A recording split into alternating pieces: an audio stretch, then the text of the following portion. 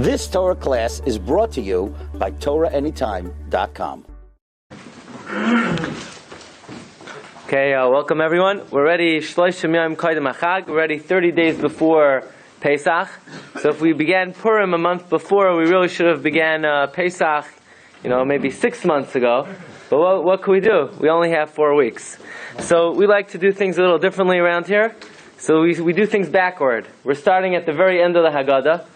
And somebody wanted to know why we're starting at the end of the Haggadah. Very simple, because when we go back to last year, we're closest to the end of the Haggadah, right? When you remember what happened last year, the last thing that happened was Gadya. So that's still fresh in my mind. So I'm going to tell you a little story. The Ashkenazim know the story already. Maybe the Sfardim, this is not something that made it in all the Sephardic Haggadahs. And as we'll see, that throughout the years, not all the Sfardim found Gadya to be the deepest, most profound incident. So here's the basic storyline for those who are not familiar. There's something called a Gadya. There's a kid, a goat. Gadya. There's one goat. That Tati, Daddy, Abba, he bought it for 2 coins. Okay, 2 zuzim. And along comes the family cat. The cat comes along. And the cat, guess what? Eats the goat. Okay? And the father bought it for 2 zuz. Yeah, 1 goat, 1 goat. And then comes along the dog. And the dog bites the cat. The cat, by the way, if you don't remember, he ate the kid. And the kid, the father bought for 2 coins. And then comes the stick. And the stick smacks the dog. By the way, the dog was the same dog who bit the cat. The cat was the same cat who ate the goat. Okay. And then comes along the fire. The fire burns the stick. And then comes the water put out the fire. And then comes the ox drank the water. Who put out the fire? Who burnt the stick? Who hit the dog? Who bit the cat? Who ate the kid? Yeah? Not your kid, is the goat, yeah? And comes the shoichet. It doesn't say what kind of shoichet. Chassidish shoichet. Shchitas bet Yosef, I can't tell you. He was a shoichet. And he shechted the ox, who drank the water, who put out the fire, who burnt the stick, who hit the dog, who bit the cat, who ate the kid. And then comes along the Malach HaMaves, the angel of death, kills the shoichet, shechts the shoichet, who shechted the bull, who shechted the ox, who drank the water, put out the fire, who burnt the stick, who hit the dog, who bit the cat, who ate the kid.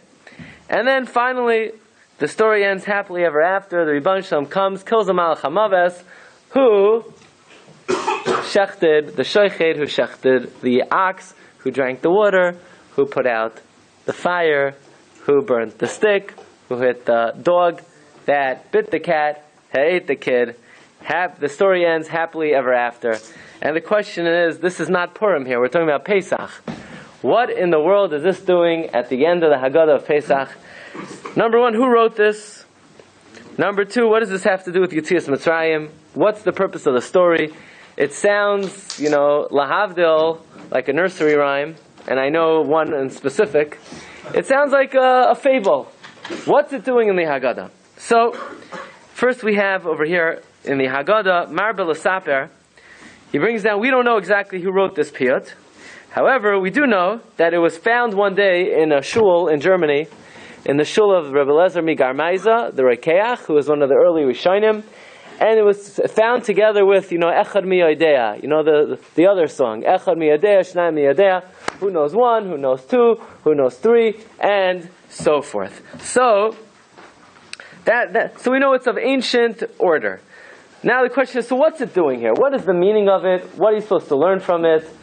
So it's brought down over here in the Sefer Kanievsky Shel Rav, which is a beautiful Likud Sefer. There's a Kanievsky Shel Rav on Chumash.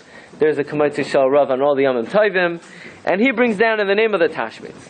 And the Tashbetz writes, here we are, we're at the end of the Haggadah, and everybody knows, Kol Hamar Belasaper B'Yitzias Mitzrayim Harezeh Meshubach. So you're supposed to go and go and go, and at least until Chatzos, most people don't have a problem, but we want to elicit conversation. So what do? We end off with this mystery, a mashal, parable, and, this guy says his pshat, and the other guy says their pshat, and they argue and they fight it out, and everyone's trying to explain who's the dog, especially in the world scheme, the different political players. Who's the dog? Who's the shoichet? Who's the cat? I could think of one person, he fits all of them, right? And everyone's going to argue who's who, and then it's going to elicit more conversation about Yitzias Mitzrayim, and this is the explanation of the Tashbates. Now, I was very incredulous whether the Tashbates ever actually said this, because I have the Haggadah of the Tashbates, and it ain't there. The Tashbates does not write anything on the Gadya, and in fact, in the more scholarly Haggadahs, they bring down that they attribute to the Tashbates, we have no idea where anybody got that the Tashbates actually said this. If you look at number 4 in the Oitzer Mefarshei Haggadah, he brings down that we don't really have any source or any indication that the Tashbates actually said that the reason for Gadya is to elicit more conversation about Yetzias Mitzrayim. And then we have the comments of Rabbi Yaakov Emden. Rabbi Yaakov Emden writes, we don't know who wrote Gadya. Now, you look at the language of Gadya, it's written in Aramaic, which was the common language of the time. And Rabbi Yaakov Emden writes like this. What's the reason for Gadya? Here you are, the whole year, you work hard, you're schlepping around, you got to wake up early to davening, you got to get everybody out to school, you got to pay the bills. The rest of the year, you're like a schlepper. Comes the night of Pesach, and you're sitting there at the head of the table, and everyone's dressed in their finest, and everything is elegant and beautiful, and the food smells good, and you're sitting there at the head of the table like a king. You might get arrogant, you might get haughty, you might feel like you're somebody. So therefore we end off the Haggadah by scaring the living daylights out of you. How? By saying Gadya. Now I don't know about you, but I don't find Gadya to be that scary. Actually, in my house, one of my brothers, he has all the sound effects down pat, and it's become like the goat, the cow, the cat, the dog, even the Malach HaMavis. It's not the way he does it. It's not the most frightening, thing. But that's what Rabbi Yaakov Emden says. Gadya is supposed to scare you, and the question is, what exactly is so scary about Gadya? Okay. So for all you Sfardim out there, tonight is your night of revenge. Sometimes we like to make you smile a little bit about the differences between the Ashkenazim and Sfardim. Well, let me tell you a little story. This is brought down in the Shas Chuvas Chaim Shel of the Chidah. There was once upon a time a Sfardi, and he was sitting at the Seder, and all of a sudden he hears at the end of the Haggadah, when the Sfardim should be closing up shop, he hears some guy doing the Ashkenazic custom of saying Gadya. There was a goat, and he was eaten by the cat, who was bit by the dog, who was hit by the stick, who was burnt by the fires. And the Sfardi's thinking, you Ashkenazim, what was this, Aesop's fables? What are you Ashkenazim doing here at this Seder? This is Judaism. Why are you reading nursery rhymes at the end of the Seder? And then the Sfardi said, anyone who says Gadya is a shoiter shaba'olam, is a fool. Is just plain stupid. What is Gadya? And the guy who was doing the Ashkenazic custom of saying Gadya stood up and he says, you, Sfardi, you're in Cherem. And he put the Sfardi in Cherem for mocking Gadya. And now the shaila is this a valid Cherem or is this an invalid Cherem? And that question was brought to the Chidas. You think Gadya is for this? This shaila is this is a real shaila. The Chidah was asked, if someone mocks Gadya and another Jew puts him in Cherem for mocking Gadya, is it a valid Cherem? Says the Chidah, this is the most valid Cherem you could ever imagine. The guy who mocked Gadya is not only a letz, he's a Russia. He's a Russia. If anyone says one bad word about Gadya, he's wicked, and he deserves to be in Cherem. How dare anybody ever say one bad thing about a minog that Jews everywhere say it, all Ashkenazim say it, whether in Poland, whether in Germany, or all the surrounding areas, hundreds and thousands of Ashkenazim say Chad Gadya for many years. And you think only they say Chad Gadya? All the Gedolei Yisrael say Chad Gadya. All the Ashkenazic Rosh Yeshiva say Chad Gadya. All the Ashkenazic Av Bezdin say Chad Gadya. If you mock a custom that worthy holy Jews are noheg, you're not just mocking the custom, you're mocking tzaddikim, and therefore this guy deserves to be in cherem. Not only cherem, we should put knasa, we should charge him money. We should charge him, we should take away his money. And we should put up signs on Main Street, in Brachs, Wasserman's, Shimon's Pizza has a little bulletin board over there. We should put up signs, this guy's wanted, this guy is a Russia, and people are going, what did he do already? You have a little picture of a goat and a cat. He mocked Chad Gadya. Says the Chidah. We know that if someone mocks the Talmid Chacham, even after the person passed away, even though the Talmid Chacham is not here in this world, if you mock a Talmid Chacham, you have to be put in cherem. Not only that, if let's say there's a certain kavod that people give Talmid Chacham, let's say you get an aliyah in a shul, and in that shul after you get an aliyah, you go, you shake the rabbi's hand. And you don't want to do that. Who's the rabbi should shake his hand? The rabbi should come shake my hand. I'm the one who paid for it. The rabbi didn't buy me the aliyah. I paid for the aliyah. If you don't give the Talmid Chacham the kavod that is deserving, you should be put in cherem. Rav Moshe writes in a tshuva that if the minhag in the shul is to go give shalom aleichem to the Rav, you got to do it. Otherwise, you're subject to this. So says the Chidah, you Sfardim out there, you think it's a funny Ashkenazi custom, keep it to yourself. Don't say anything. Okay? Because, says the Chidah, if you mock the Chad Gadya, you are chas v'sham, tampering and challenging a custom that many Gedolei Yisrael are noyeg. Okay, so now what was very interesting to me is that one of the most amazing pshatim in the Chad Gadya comes from none other than the Ben Ish Chai. Now, I don't know if the Ben Ish Chai said Chad Gadya, but he offers a very interesting explanation for Chad Gadya. And that is like this. Let's get involved a little bit in this argument between the goat and the cat. Yeah? The cat ate the goat. Don't ask me, how does a cat eat a goat? The goat's bigger than the cat. It's a fat cat, you know? I can't, it's a big cat. It was a hungry cat. The goat was a shvacha goat. I can't get into the details right now how the cat ate the goat. Who is right? The goat's just minding its own business. The goat was just bought in the store for $2. And all of a sudden the cat ate the goat. So who's the rush over here? The cat. So the dog is a big tzaddik. The dog's a big tzaddik. The dog is taking up the cause of the goat. And the dog ate the cat, bit the cat. So the dog's a tzaddik. So the stick who hit the dog, stick's a rasha. So the fire who punished the stick, the fire's a tzaddik.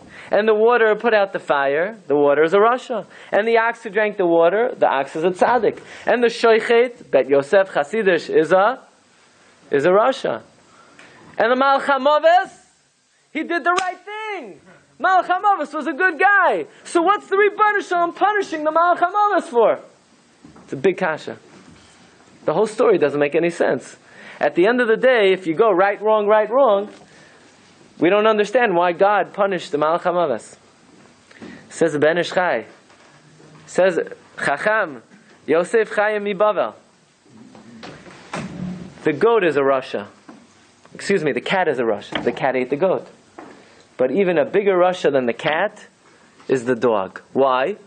Who appointed the dog to be the policeman to decide that he's going to take up the cause of justice? So the cat had an argument with the goat. So the cat's a bad guy. The dog, take him to Besdin. What gave you, dog, the right to bite the cat? You don't butt into someone else's argument. That's a big klal in life. Two people have an argument. Don't butt in. Don't butt in. Rabbi Kanievsky says, if you see two family members having a fight, don't get involved. Because they're going to make up, and you're going to be the bad guy from both of them. It's a dangerous thing to make peace. Because sometimes you make peace, at the end they get along and they both hate you. So why is the dog butt in? Who told the dog to butt in? The dog's the rasha. So the stick is a tzaddik, and the fire is a rasha, and the water is a tzaddik, and the ox is the Rasha, and the Shoichet is a Tzaddik, and the Malach HaMavis is the Rasha, and the Rebbe has to wipe out the Malach HaMavis. What do you see from here? Don't butt in. Mind your own business. If you see somebody fighting with someone else, so take him to court, take him to Beis Din. Don't become the policeman. Don't take the law into your own hands. Says the Ben Ish Chai, what does this got to do with Leil Seder? Very pashut. The whole night of the Seder we're talking about why Hashem punished the Mitzrim. Why Hashem punished the Mitzrim? What did the Mitzrim do wrong?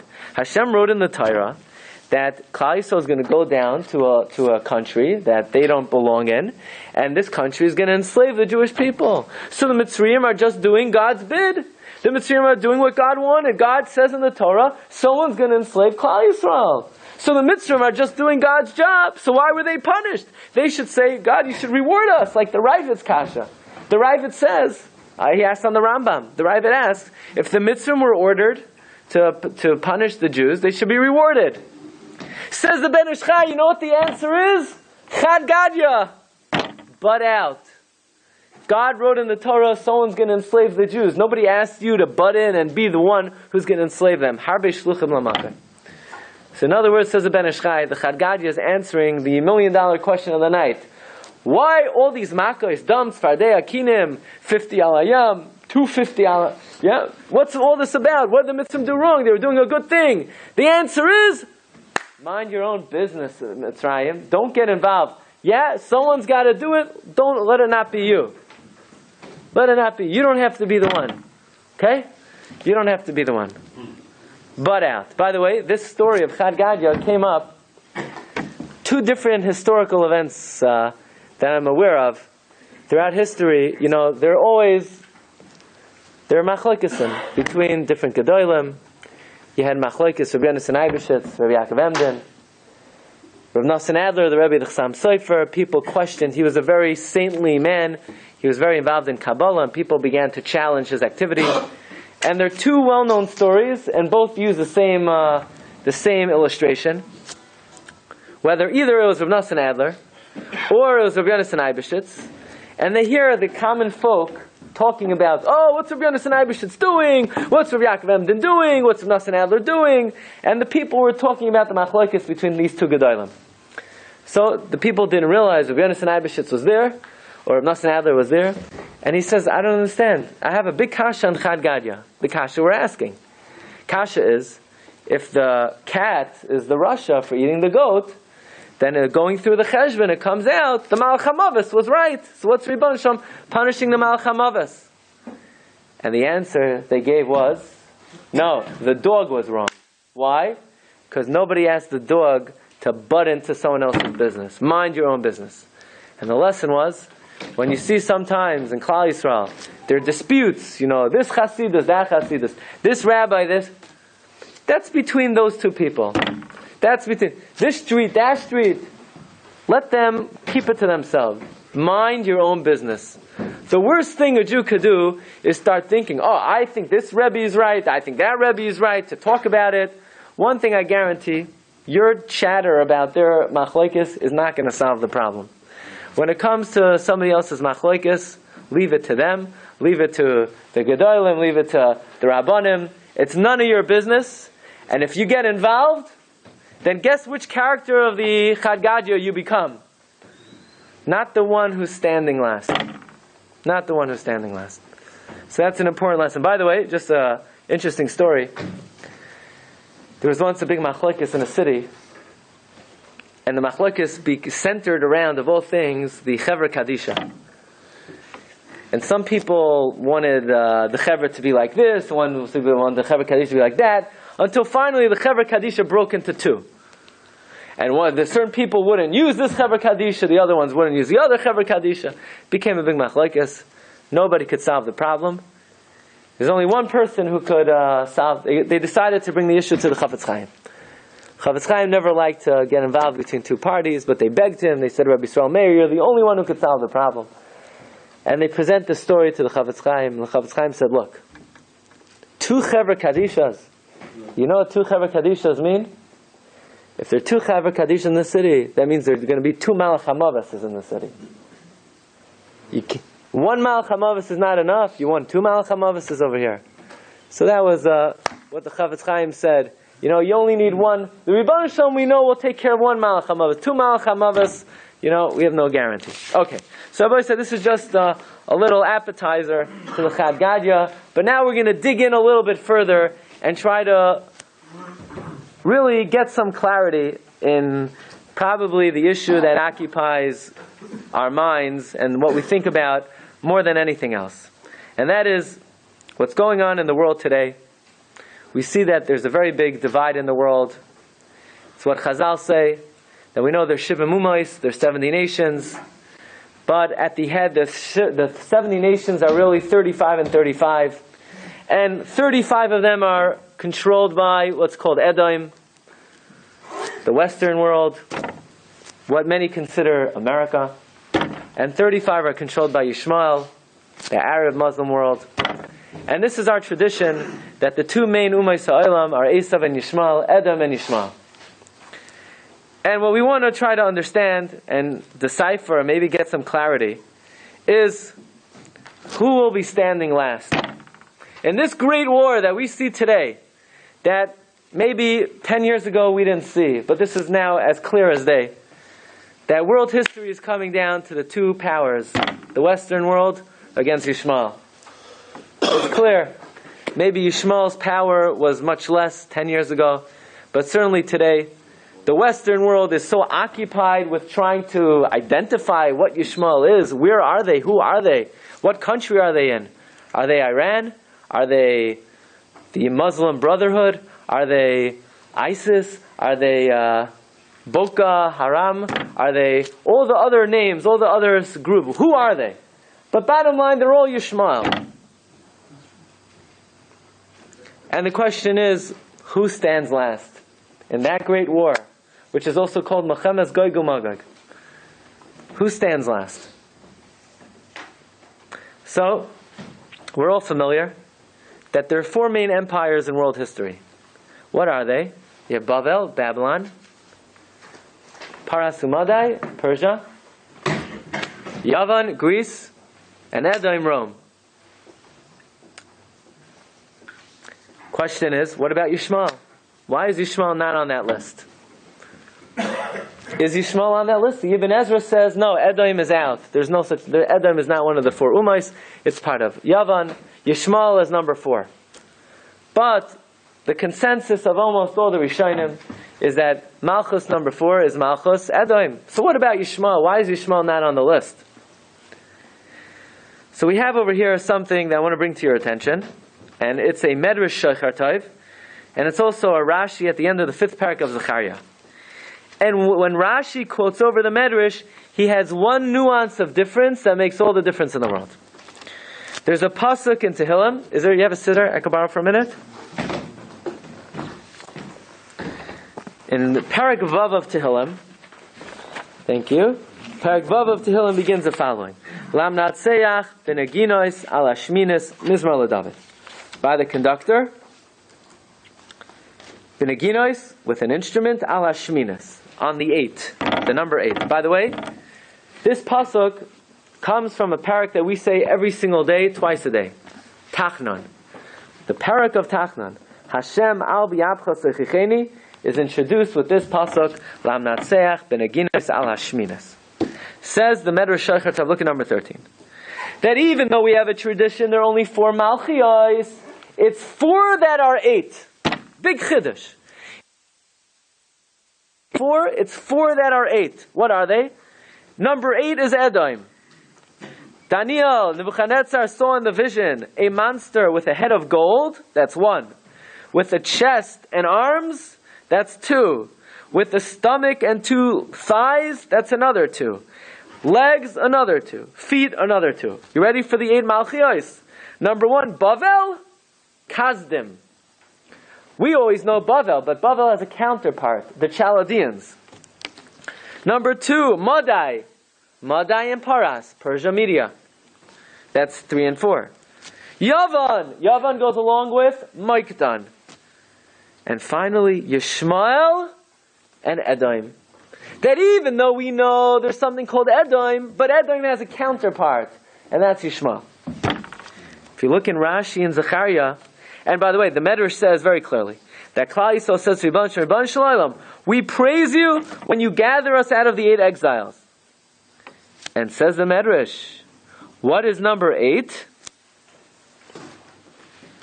Number 8, the Medrash starts off, Edom hi hashminis. Number 8 is Edom. The final one is Edom. So the Medrash seems to be saying, if you want to know who's going to win the war between America against Iran, against the Yishmael, says the Medrash Shachatayv, Western world, Edom. Edom is number 8. However, Rashi changes it. If you look in Rashi at the end of the 5th parak of Zechariah, Rashi says the 4 Malchios are 8. What are they? Bavel, Kazdim, Madai, Paras, Antiochus, Moiktan. Edom, Yishmael. Yishmael stands last, Rashi says.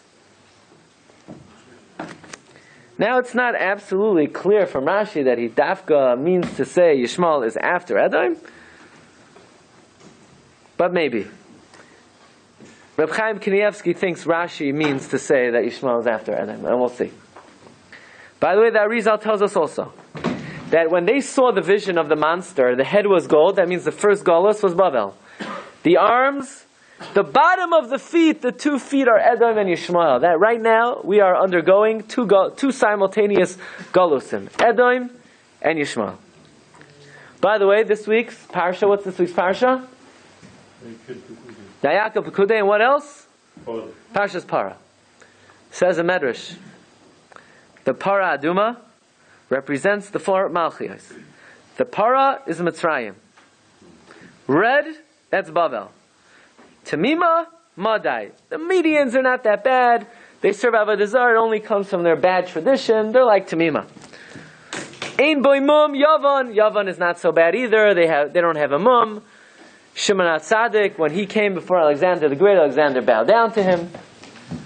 The Medrash continues. Asher loy Allah aleha oil, Edom. The Edom, Esav, America, they're so rotten. They never accept the yoke of heaven. So what's God going to do to Edom? Says the Medrash. V'nasatem oisa el Elazar hakayin. You know what Elazar stands for? Says the Medrash. Kael, God, Ezer. God is going to have to help us. And you know what God's going to do to Edom? V'hoitzi oisa el michutz lamachana. He's going to have to remove him from this world. You know what else he's going to have to do? V'shachad oisa lefanav. He's going to have to shecht him. And at the end of days, God is going to slaughter Edom.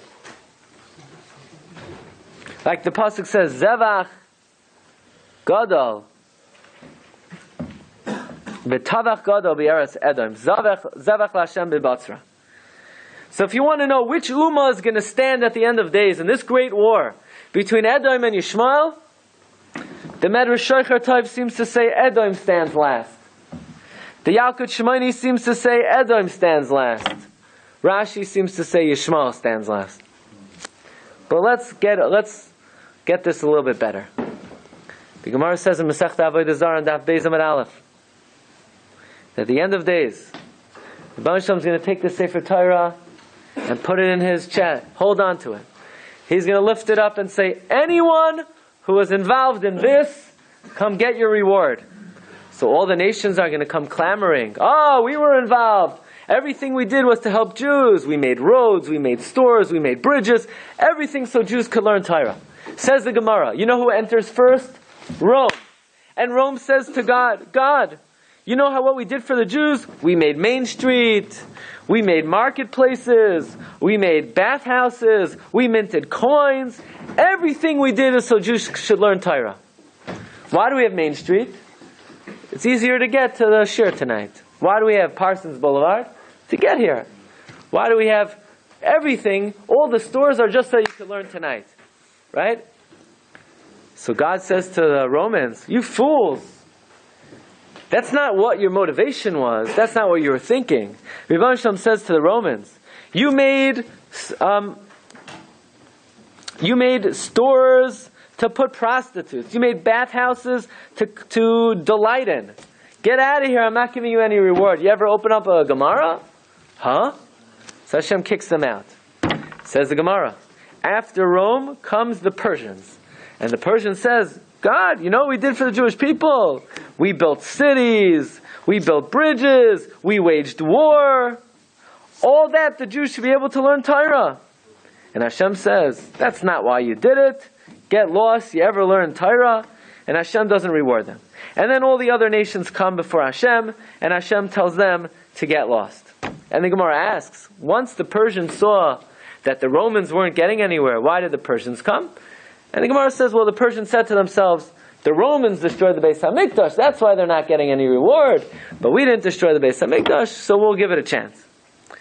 Says the Gemara, why of all the Ummahs, the only nations the Gemara mentions explicitly are Rome and Persia? Why only them? All the other ones are just included in one big hodgepodge. Why are the only nations mentioned Rome and Persia? Says the Gemara, they're the most chashuv of all the nations. Says the Gemara, they're the most chashuv? Why? What makes them so chashuv? In fact, the Gemara says, the Gemara mocks the Romans. The Gemara mocks the Persians. Says the Gemara, what makes them the most chashuv is that these are the only two nations that will exist until Mashiach comes. Rome and Persia. Now Rome, you could say, is the Western world. But Persia will last until Mashiach comes? Persian Empire fell 2,000 years ago. What does it mean Persia will last until Mashiach comes? There's no Persia. Persia today are not even descendants of the ancient Persians. So what does it mean Persia will last until Mashiach comes? And we know that that's not true. We know that the two nations that will last till Mashiach comes is Rome and Yishmael, not Persia.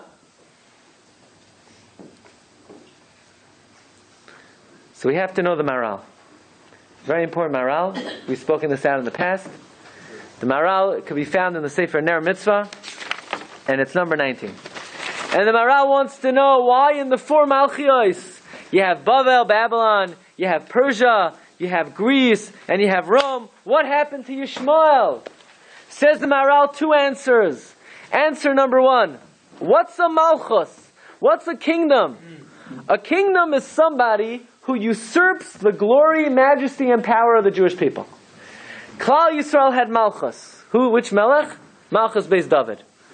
When Babylon came into Eretz Yisrael, and they exiled Asher Haglaha Mirushalayim, Emagoyla Asher Haglasaim, Yechanya, Melech Yehuda. Yechanya was the last king of Yehuda. Asher Hagla, Nebuchadnezzar, Melech Bavel. Babylon came and took the glory of the Jewish people for themselves. And they gave their glory after Babylon was complete. They passed it on to the Persians. And when Persia was over, they passed it on to the Greeks. And when Greece was finished, they passed it on to Rome. But says the Maral, Yishmael does not take the Malchus of Klal Yisrael. They don't take the greatness of Klal Yisrael. They don't take the grandeur of Klal Yisrael. They have their own independent source of power. You know what their source of power is? The prayer of Avraham Avinu. Avraham davened, Lu Yishmael Yichya Lefanecha, which, by the way, the Megal HaMukos says, we know there are 35 and 35 Ummahs. And Yishmael leads 35, altogether 36. Lu Yishmael, the 36 nations under the guise of Yishmael. Lu Yishmael. So they don't take the Malchus of Klal Yisrael. They take their own Malchus. They have their own independent source of power, and therefore they don't make it to the list. So when the committee takes a vote, who makes it to the list of the Hall of Fame of Malchios? Yishmael is disqualified, because the definition of a Malchus is someone who usurps the power of Klal Yisrael. That's why we find that Rome and Klal Yisrael, there's a relationship. When we're up, they're down. When they're up, we're down. Because it's one power, it's one kayach. Either we have it or they have it. But we don't find this relationship between us and Yishmael. We could both be on top, we could both be on the bottom. There's no relationship. Therefore, Yishmael is not on the list. But then comes the Maral, and Maral is Megala to us a tremendous secret. Says Maral, that's one answer, but that's not the definitive answer. You know why Yishmael is not a Malchus? They are a Malchus. Which Malchus are they? They're Paras, Persia. Persians and Yishmael, it's one Malchus. But the Persian Empire fell. Says the Maral, it's not a matter of ethnicity. It's not a matter of culture. It's a matter of action. Each one of the Malchios, they act differently. The way the ancient Persians act is violent. The way Yishmael acts is violent. They may not be related. They may not be the same people or culture. But whenever you see in Shas Persia, think Yishmael. Yishmael and Persians are one and the same. Paras and Yishmael are the same Malchus. That's the Chiddush of the Maral. And that's how the Maral concludes. That even though today the people in Persia and Yishmael have nothing to do with each other, the Persian Empire is still strong. Where are they? They're in the Middle East. Saudi Arabia, Syria, Lebanon, Egypt, Jordan. They're all considered Paras. They're all considered Persians. So that means now we understand. When the Gemara says, at the end of days, two nations are going to come and claim reward for the Torah, it's Rome and Persia, which means Esav and Yishmael. So now I want to tell you a very frightening Gemara. So who's going to win? Now, especially look around today, you don't even have to go to the Yishmaelim. You look at Iran itself. Now Iran itself is also completely Yishmaelim today. And this is all part of Malchus Paras. And we want to know, who's going to be the last man standing? Esav or Yishmael? By the way, my message to both of them is we wish both of them tremendous hatzlacha. They should wipe each other out. No, none of them should be standing. Both sides should mamish be matzliach as much as possible. Yeah?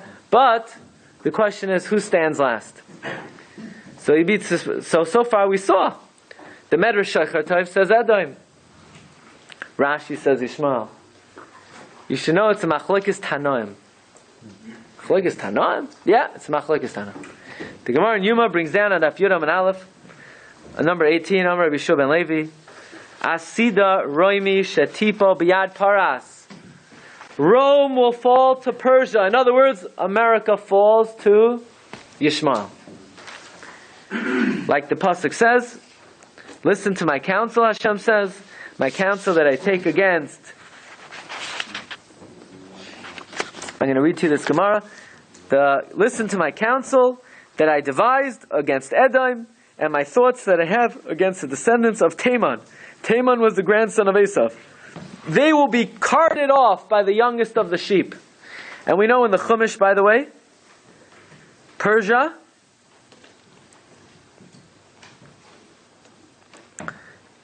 in Chumash is called Tiras, and Tiras was the youngest son of Yefes. And what the Navi is saying is that Edom at the end of days will be carted off by Persia. In other words, Persia, Yishmael will completely destroy the Western world. That is the opinion of Rabbi Yehuda Hanasi. So then, according to him, we're not in the right country right now. Yeah? The Gemara brings the opinion of Rabbi Bar Chana in the name of Yochanan, in the name of Rabbi Yehuda Bar Eloi. Also, Rome will fall to Persia, which means Edom will fall to Ishmael. Why? Kal v'chomer. You ready for this one? This one you could think about for the next 20 years. Ready for this Kal v'chomer? Who built the first Beis HaMikdash? Klal Yisrael. The first Beis HaMikdash, which was built by Jews and destroyed by Babylonians. The Persians were so strong, they defeated the Babylonians.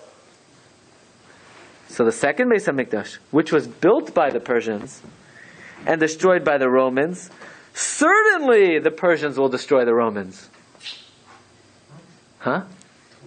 You ready for this? If a Beis HaMikdash, which Jews could build, And Babylonians could destroy. Persians are so strong, they could even defeat those who destroyed the Beis HaMikdash built by Jews. Says the Gemara, then the second Beis HaMikdash, which was even built by Persians, certainly the Persians will defeat the Romans who destroyed it. And the Gemara feels this is an irrefutable argument, a logic. What the logic is exactly, I can tell you, you could think about this Kal V'chomer for the next 20 years. Hopefully Mashiach will come before. That is the opinion of Rabbi Yehuda Hanassi and Rabbi Yehuda Bar Ilai, that last man standing is Yishmael. Comes along Rav. Rav says, no way. Rav says, Persia falls to Rome. Yishmael falls to America. How do I know? But how could that be, the Gemara asks? But the Persians built the Beis HaMikdash. The Romans destroyed it. Says the Gemara, even though it doesn't make sense, that's our tradition, that at the end of days, Rome will defeat Persia, and America will rule the world for 9 months. So I ask you, who's the last man standing? The answer is, we don't really know. It's Machlokes Rashi and the Medrash Shechertev. Rashi says Yishmael, Medrash Shechertev says Edom. And it's not just that, it's Machlokes between Tanoim. Rabbi Yehuda Hanassi and Rabbi Yehuda Bar Ilai says, Persia is the last man standing. Yishmael is the last man standing. Rav says no. Rav is Tanahu Poleg. Rav says no. Rome. So I was wondering, thinking about the Gadya,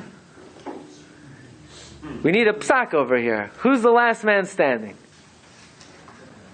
Comes Reb Chaim Kanievsky and says, Reb Chaim, the secret of world history is found in Gadya. Because what we need to discover now is who's the kid, and who's the cat, and who's the dog, and who's the stick, and who's the fire, and who is the bull, and who's the shoichet, and who's the malach hamavas. But Reb Chaim Kanievsky says brilliantly, we know who HaKadosh Baruch Hu is, and we know who the kid is. We're the kid. Klal Yisrael throughout Tanakh is compared to Tzayin, Va'atein Tzayin, Tzayin Marisi. Achashverosh told, Haman told Achashverosh, those Jews on Sukkot, they dance like a bunch of goats. Klal Yisrael is compared to Sep Hezura Yisrael. And in between the goat and God, how many characters are there? Lam Natseach ala Shminis. There are 8 characters. Says Reb Chaim Kanievsky, who do you think the 8 characters are? The 8 Malchios. And what we want to know is who's the Shoichet and who's the Malach HaMavas. One thing I guarantee you, if those 2 jobs were available, Esav and Yishmael would qualify, both would qualify for both jobs very well. They both would get the job as Shoichet, they both would get the job as Malach HaMavas. But the question is, who's who? So you say, well, it will be Machlokes, Rashi against the Shechatayv, Rebbe against Rav. Comes Reb Chaim Kanievsky, and Reb Chaim Kanievsky wrote a sefer, Taima Dekra. Now, if you want to know a little bit about Reb Chaim Kanievsky, I'll tell you one story. Chaim Kanievsky was once discussing, he was writing a sefer on the intricate laws of chagavim, grasshoppers, about whether they're kosher, they're not kosher. And he was discussing a certain rare type of grasshopper, which was Einoi Benimtza, which cannot be found. And he had some difficulty explaining one detail, whereupon that particular grasshopper flew into his room, flew onto his hand, and he was able to show the people that halacha, and then the grasshopper left. Okay, so we're talking about somebody who he knows what's going on in the world. Yeah? Says Reb Chaim Kanievsky in the Sefer Time of the Kra. He quotes Rashi, he quotes the Medrash Shechartov, that there are 8 Malchios, Bavel, Chaldeans, Madai, Paras, Yavan, Moikdan, Yishmael, and Edom. And Rashi says Edom and Yishmael. Says Reb Chaim Kanievsky, Nebuchadnezzar was Babylon. He was the king of Babylon. But his wife was Chaldean, where his own son, Evo Meradach, was not Babylonian. He was also Chaldean. And Nebuchadnezzar did not like his son, because after all, the Babylonian empire would end with him. So what did he do with his son? He put him in jail, A lot of people do that today. They think they're putting their kid in a playpen. It's the same thing, right? And he put his kid in jail, and he didn't let him out, ever. Ever. When Nebuchadnezzar died, they let Evil-Merodach out of jail. And he became the first king of the Kasdim. And his son was Belshazzar. So number one, we have Nebuchadnezzar. You know who Nebuchadnezzar is? He is a cat. Why is he a cat? We'll see why. And then after him we have the Kasdim, Evil-Merodach, and Belshazzar. And after Belshazzar we have Paras Umadai. Now Chazal tell us that Paras Umadai made a deal. The Gemara says in Megillah that first the Medians said, we'll be king, and then you Paras, you'll be king. But as soon as Paras took the kingdom from Madai, they never gave it back. You know, it's like anything in life. Once you taste power, people can't relinquish it. Yeah? It's like someone says, I'll be the president of the show for a year. He means 100 years. Right? No power is ever relinquished. Yeah? Okay. And then, so we have Paras Umadai. Then we have Alexander the Great, Alexander Mokdan. And after Alexander the Great, his empire was divided by his 4 generals into Yavan. And who came after Yavan? Edom. And say Chazal, Yishmael already conquered Yerushalayim from Rome in the times of the Goinim. And Yishmael will carry the day until Mashiach comes. Says Rabbi Chaim Kanievsky, now we understand the secret of Chad Gadya. Who's the goat? We're the goat. We're the sheep. Sep Hizura Yisrael. And who's our father? Who's the Abba? Avinu Shabashamayim. The Gemara says, Banim atem Lashem Alekeichem. The Torah tells us. God's our father. And He bought us with 2 zuz. 2 luchos habras. And first comes the cat. The Navi Yeshaya says, you know what Nebuchadnezzar is? The Navi Yeshaya says about him. Ve'ana iyim ba'armanoisav, says the Targum. Nebuchadnezzar is like a cat. And he's taken over by Belshazzar. Belshazzar is like a dog. You know why he's like a dog? Because Chazal say in Rosh Hashanah, he took out the vessels of the Beis HaMikdash, and he fed his dogs with the vessels of the Beis HaMikdash. So he's the dog. And then after Belshazzar comes Paras Umadai. First comes Madai. Madai is a stick, because Daryavesh and Koresh beat open the brains of Belshazzar with a stick. By the way, you know what the stick was? The menorah. They took the flowers of the menorah, the golden flowers, and they beat his brains, Chazal say, like a stick. And then comes Achashverosh. Achashverosh is like a fire. Why is he like a fire? His anger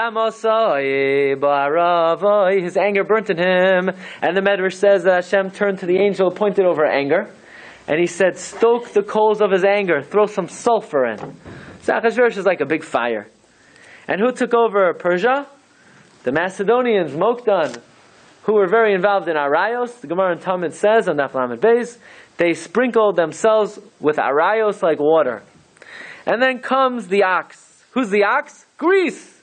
Like we say Hanukkah time. What gezerah did they put on us? They made us write Kisu lachem al keren hashar ein lachem chelek v'lekei Yisrael. So they're like the ox. Rabbi say, and who's the shoichet? Rome is the shoichet. Edom is the shoichet. Like the Gemara says in Pesachim, the Romans are shoichtim. They shecht tzadikim like agolim. And who's the Malach HaMaves? Who's the last man standing? Yishmael is the Malach HaMaves. Why is he the Malach HaMaves? Because it says about Yishmael, V'hu yeh pereh Adam. Says Chazal in Bereshis Rabbah. All other nations, they spoil money. Yishmael, just follow the news for 1 minute. They're not interested in money. They're interested in murder. They have 10-year-old kids committing murder. They plunder not money, they plunder souls. They're the Malach HaMaves. Says Rabbi Chaim Kanievsky, Yishmael will be the last man standing until the Rebbeinu Shalom destroys them and brings Mashiach. By the way, the Baal HaTurim agrees with Reb Chaim Kanievsky. If you look at the end of Parshas Vayera, it says about Yishmael, Al Pnei Kol Echav Nafal, and the beginning of Chai Yisaras Ve'ela told us. Yitzhak says about Aturim, only when Yishmael falls will Mashiach ben David come. So you ask, what does Yitzhak have to do with Yishmael? And then remember, we just had a shir, Yitzhak is the Gilgal of who? Eliyahu Navi. That's the connection, possibly. By the way, Reb Chaim Kanievsky is not the only one who reads world history into Gadya, the Nesivos, the Haggadah Ma'aseh Hashem. They all agree Yishmael will defeat Edom.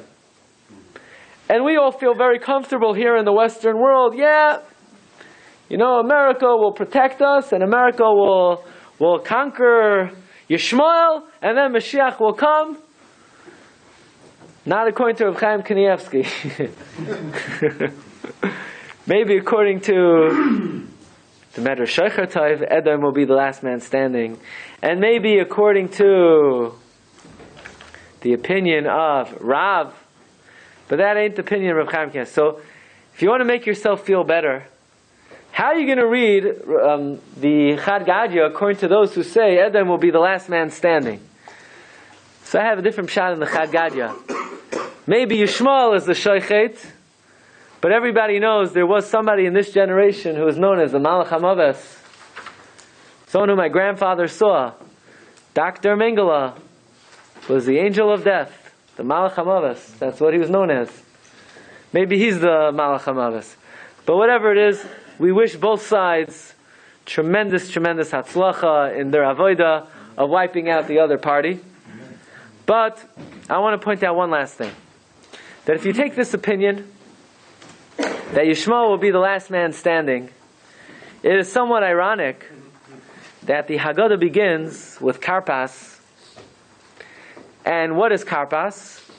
We know Karpas, the definitive explanation of Karpas from Rabbeinu Manoach al Rambam, that Pas comes from Ksainas Pasim of Yosef HaTzadik. And the Ben Ish Chai says, Kar is Mecher, the sale of Yosef. So if I were to ask you, the Golus will end with Yishmael, and all the Golusim, whether it's Golus Edom, Yavan, Paras, Bavel, Mitzrayim, who put us in Golus? It was also Yishmael. Who was Yosef sold to? Archas Yishmaelim. Remember, we said many times that the Marshal writes in a tshuva, Marshal writes in Siman Peches, that when you take the Afikomen, you should sling it over your shoulders. And he's quoting the Gemara in Pesachim. The Gemara in Pesachim says that they used to take the Karban Pesach and sling it over their shoulders. Amar Rav Elish, how do you sling it over your shoulders? Tayos. You remember the joke? Not Fios, Tayos, right? Tayos. And Rashi says, what's Tayos? Rashi says, like Yishmaelim. And the question is, what in the world is Rav Elish saying? That you should carry the Karban Pesach like Yishmaelim? The last thing we want to do the night of the Seder is do anything like Yishmaelim. And yet there's an inyan to carry the Afikomen over your shoulder like Yishmaelim. It says of Shlomo Kluger, we said this a number of times already. Shlomo Kluger says, very important. The night of the Seder, we remember our freedom. We remember bondage. But why don't we do anything to remember how we got down to Mitzrayim in the first place? We do. We take the Afikomen and we sling it over our shoulders like a bunch of Yishmaelim, and we recall that the same hilarious that we have to deal with today, they're the same guys who got us into this mess in the first place. The same Archas Yishmaelim who sold Yosef HaTzadik. And it's interesting, the way the story begins is also the way the story ends. Zohar HaKadosh says, Ein lecha galus kasha liYisrael k'may galus Yishmael. There is no worse galus for Klal Yisrael like galus Yishmael. When I was a kid, I never would have even dreamt of the fact, galus Yishmael, what's galus Yishmael? Well, whoever thought about Yishmaelim?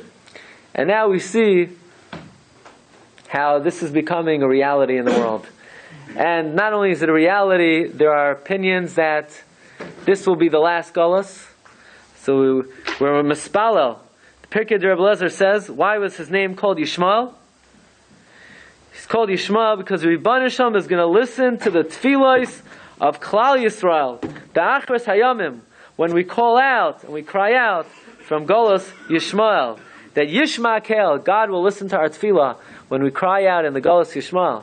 So we're mispalel that whatever they are, whether they're the Shoichet or whether they're the Malach HaMaves, we're mispalel that very soon V'yasa HaKadosh Baruch Hu V'shachat l'Malach HaMaves V'vias Goyal Tzedek M'her V'yameinu. Amen. You've just experienced another Torah class brought to you by TorahAnytime.com.